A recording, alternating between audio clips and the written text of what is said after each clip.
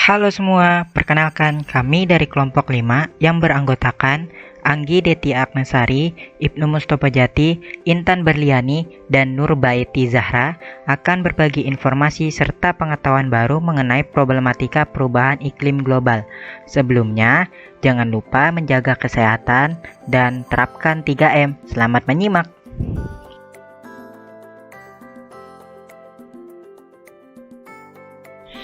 Isu mengenai masalah lingkungan bukanlah hal yang baru, sebab permasalahan mengenai lingkungan telah merambah ke seluruh dunia. Permasalahan lingkungan bukan hanya mengenai eksploitasi sumber daya alam saja, melainkan saat ini permasalahan lingkungan menyangkut pada perubahan iklim.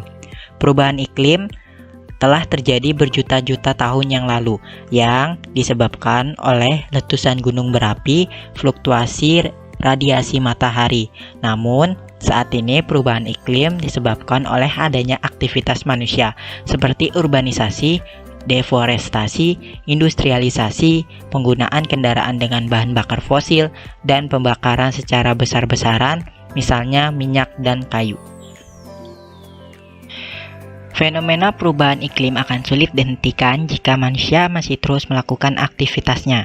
Yang hanya bisa dilakukan oleh manusia pada saat ini adalah dengan mencegahnya atau melakukan mitigasi. Salah satu mitigasi yang terpenting untuk mengatasi masalah perubahan iklim adalah dengan cara membentuk kepribadian diri yang sadar akan pentingnya dalam menjaga lingkungan, seperti melakukan kegiatan menanam pohon di lingkungan masyarakat atau menanam di halaman rumah, berpergian dengan berjalan kaki atau bersepeda, dan menghemat energi.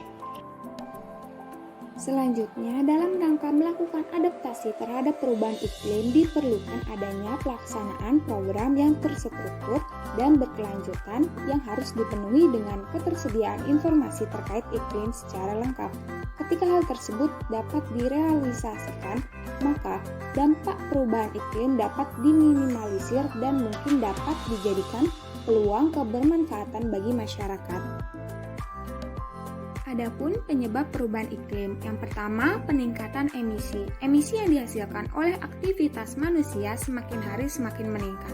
Contohnya, polusi udara sebagai salah satu penyebab perubahan iklim. Yang kedua, efek rumah kaca. Beberapa gas yang terdapat di atmosfer untuk menjaga suhu bumi tetap stabil. Namun, adanya rumah kaca mengakibatkan panas bumi terpantul kembali yang akhirnya membuat suhu bumi semakin panas. Yang ketiga, pemanasan global.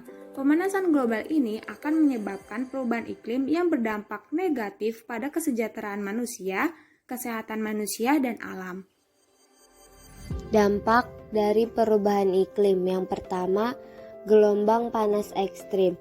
Gelombang panas ekstrim dapat diartikan sebagai periode cuaca panas yang tidak biasa yang disertai juga oleh kelembapan udara yang tinggi.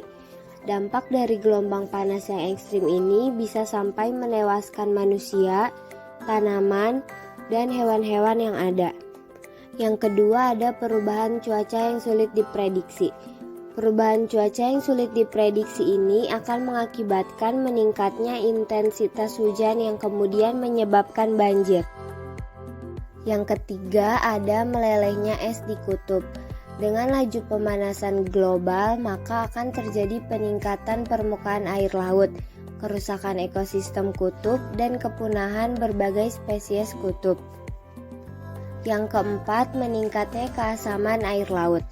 Dengan meningkatnya keasaman air laut dapat menyebabkan munculnya fenomena coral bleaching, di mana terumbu karang yang warna-warni menjadi putih. Kejadian bleaching di karang merupakan peristiwa keluarnya zooxanthella dari karang. Yang kelima, berkurangnya kualitas air bersih.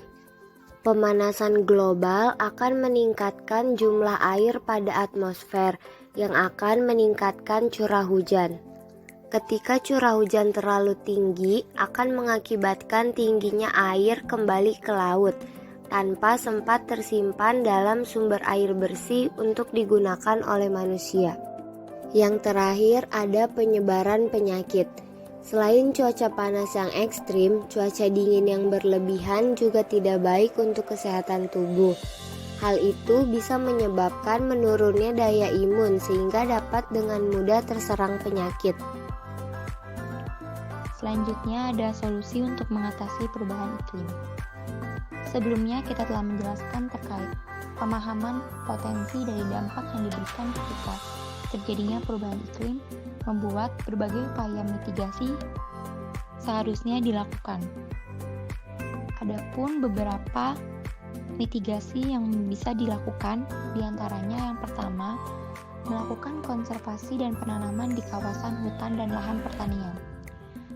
Upaya ini merupakan sebuah upaya global dengan memberikan petani dan masyarakat adat pemegang alih kontrol atas tanah, yang merupakan upaya atau langkah dalam mengatasi perubahan iklim.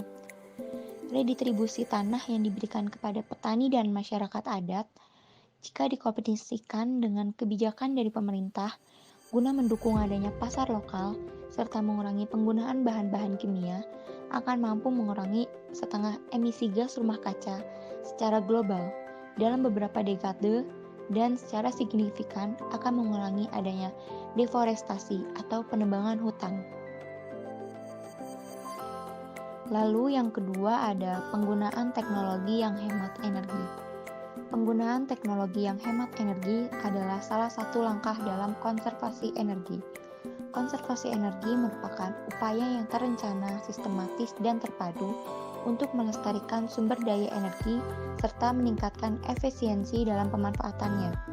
Adapun beberapa strategi dalam melakukan konservasi energi diantaranya, yang pertama, dalam sektor rumah tangga, dapat melalui penggunaan peralatan, instalasi, dan bangunan yang hemat energi. Lalu yang kedua, dalam sektor industri dan komersial, dapat melalui pengembangan ESCO. ESCO di sini merupakan singkatan dari Entrepreneur Success Community, yang dimana adanya workshop untuk para calon pengusaha sebagai wadah mencetak wirausaha sektor UMKM. Lalu yang ketiga, dalam sektor pemerintah, dapat dengan melakukan peningkatan gugus tugas atau regulasi dalam rangka pengawasan terkait perilaku yang efisien oleh setiap penggunaan energi. Dan yang ketiga ada eksplorasi sumber daya energi terbarukan. Sumber energi terbarukan merupakan sumber yang ramah terhadap lingkungan karena dibuat supaya tidak mencemari lingkungan dan tidak berkontribusi menjadi penyebab perubahan iklim dan pemanasan global. Dan yang terakhir ada perbaikan pembangunan gedung dan kota.